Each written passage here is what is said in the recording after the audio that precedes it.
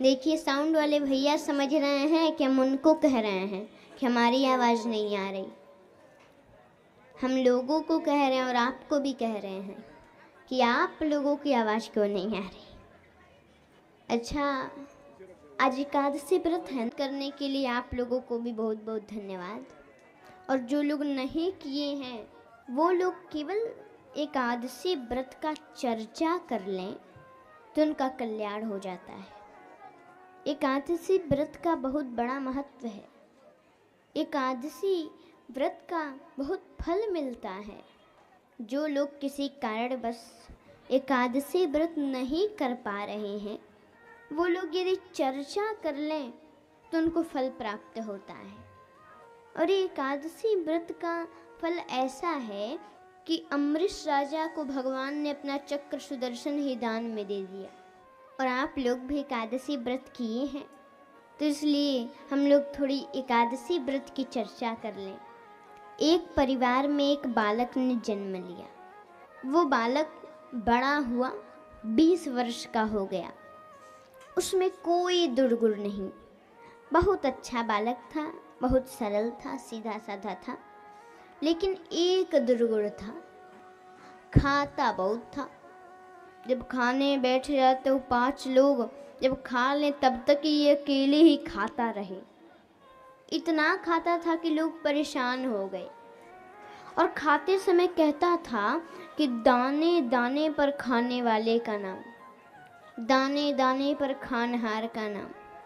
एक व्यक्ति ने तो बोल दिया, भैया तुम्हारे लिए दाने दाने पर खानहार का नाम मत बोलो, बोरी बोरी पर खानहार का नाम, बोरी बोरी पर खाने वाले का नाम, तुम्हारे लिए तो यही ठीक है।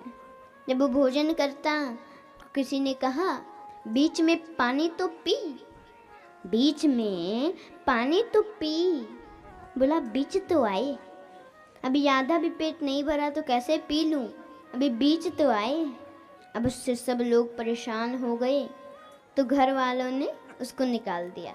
बहुत खाता है, निकल जाओ, तुम जाओ, यहाँ से जाओ। अब कहाँ जाए बेचारा, कुछ दूर गया फिर वापस आ गया लौटकर। लोगों ने कहा तू फिर आ गया? तब उसने कहा कि शायद मुझे निकाल कर पछता रहे हो आप, शायद मुझे निकाल कर पछता रहे हो आप। घर पर लौट लौट के आ गया हूँ मैं इस ख्याल से। लोगों ने कहा नहीं नहीं, कोई नहीं, तुम्हारे कोई तुमको निकाल के पछता उछता नहीं रहा है, शायद तुम्हें निकाल कर पछता रहे हैं हम सब, और घर पर तुम आ गए इस ख्याल से। तो ऐसा मत सोचो, ये सब सोचना बंद करो और जाओ, कोई नहीं पछता रहा। लोगों ने निकाल दिया। अब बेचारा कहाँ जाए, रास्ते में चलते चलते एक हट्टे खट्टे बाबा दिखे, उनसे बात किया।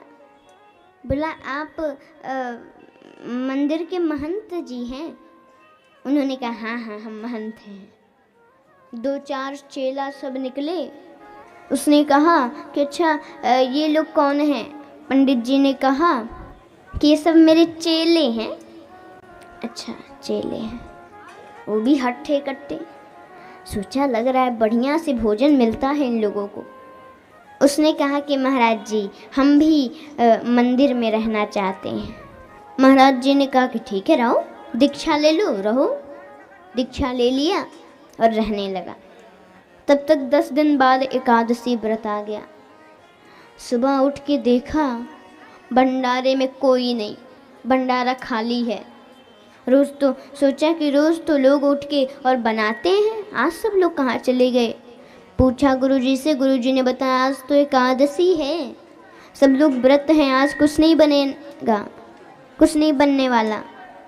बोला गुरुजी पर हम व्रत नहीं कर सकते, हम तो भोजन करेंगे। गुरुजी ने कहा देखो भोजन यहाँ तो बनेगा नहीं, सामान लो और ले जाके वृक्ष के नीचे बना के और भगवान को भोग लगा के तब पाना। बोला ठीक है।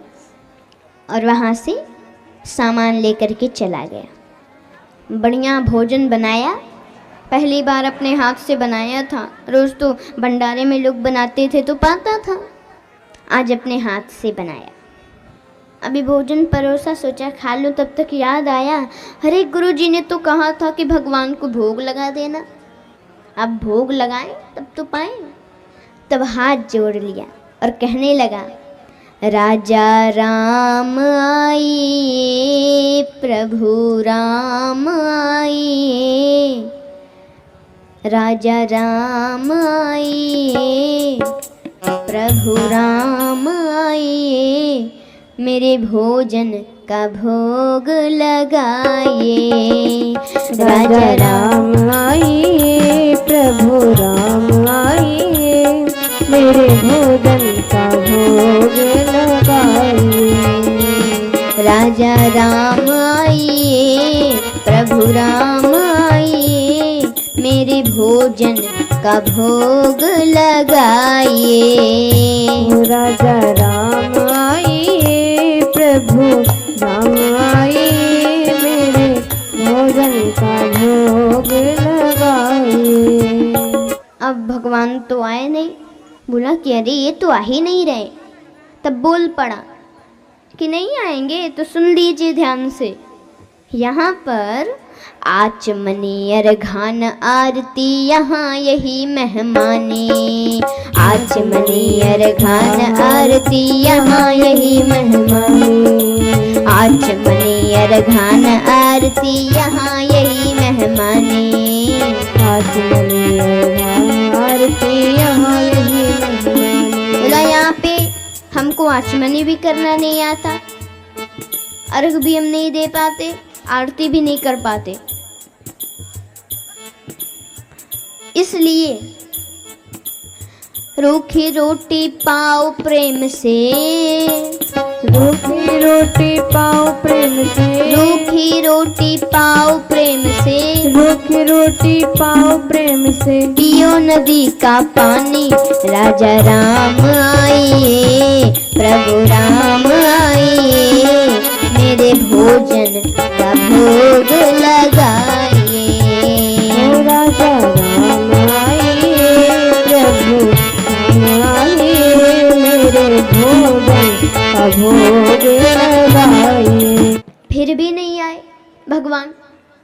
बोला अरे अब भी नहीं आए।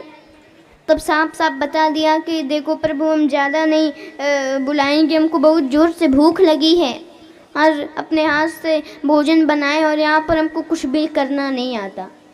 मंदिर में आपकी ठाठ है, वहाँ पे आराम से बैठते हो और लोग आते हैं, आचमन अर्घ देते हैं, आरती करते हैं, तब तुम पाते हो वो। यहाँ हम कुछ करना नहीं जानते। और ध्यान देना, भूल करोगे यदि तज दोगे भोजन रूखे सूखे, भूल करोगे यदि तज दोगे भोजन रूखे सूखे, भूल करोगे यदि तज दोगे भोजन रूखे सूखे, भूल करोगे यदि तज दोगे भोजन रूखे सूखे। एकादशी आज मंदिर में, एकादशी आज मंदिर में, एकादशी आज मंदिर में, एकादशी आज मंदिर में, बैठे रहोगे भूखे। राजा राम आइए, सीता राम आइए, मेरे भोजन का भोग लगाइए। राजा राम आइए, प्रभु राम आइए, मेरे भोजन का भोग लगाइए। भगवान को ये बात बड़ी अच्छी लगी कि एकादशी आज मंदिर में बैठे रहोगे भूखे। बोला कि यदि भूल करोगे ना और इस भोजन को नहीं पाओगे, रूखी रोटी सही, अगर इसको नहीं पाओगे ना तो कहीं मिलेगा नहीं। और मंदिर पे तो बिल्कुल विश्वास मत रखना आज, क्योंकि एकादशी आज मंदिर में एकादशी है, सब भूखे तो हैं, तुम्हें भी भूखे रखेंगे, बैठे रहोगे तुम भूखे।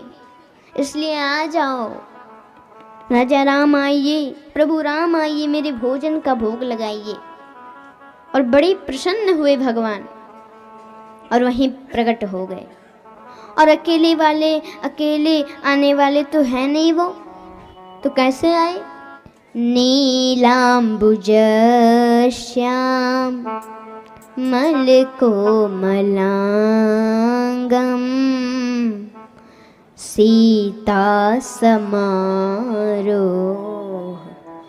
पितवाम भागम पाणौ महासा यक चारुचापम नमामि रामम रघुवंशनाथम। माँ जानकी के साथ में प्रकट हो गए।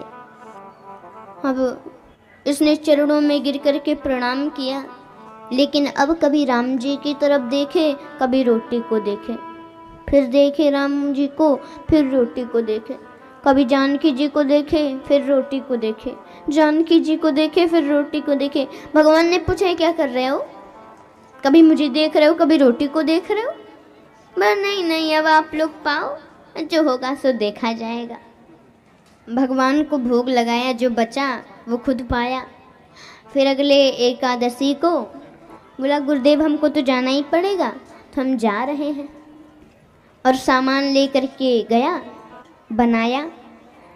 इस बार जानकी जी के लिए भी बनाया, और फिर हाथ जोड़ करके बुलाने लगा, राजा राम आइए, प्रभु राम आइए, राजा राम आइए, प्रभु राम आइए, राजा राम आइए, सीता राम आइए, मेरे भोजन का भोग लगाइए, हो मेरे भोजन का भोग लगाइए।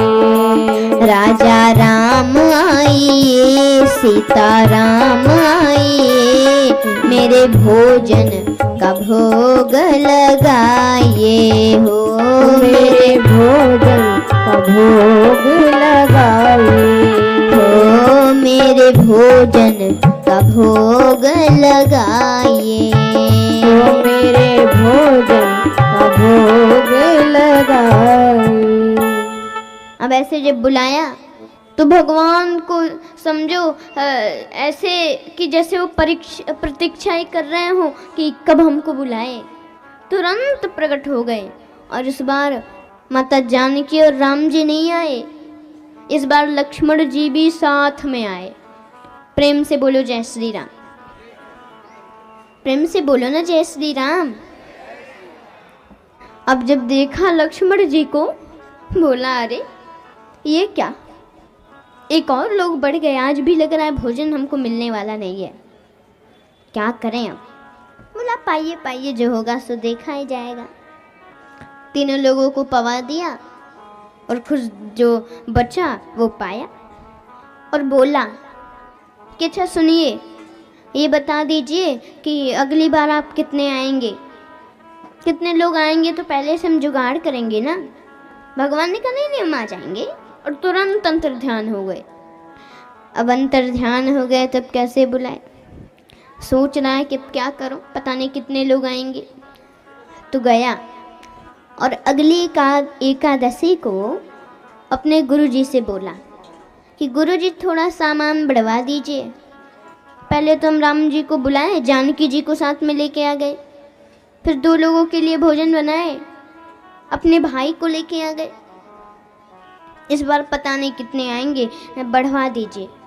गुरुजी ने कहा अरे भूखा होगा हमको लग रहा है, लेकिन देखना पड़ेगा करता क्या है। दे दिए, गुड़ भी उतना ही दिए, चावल सब्जी का सामान, आटा, ये सब दिए। आप मोटरी में बांध के और सिर पे रख के ले गया, रखा।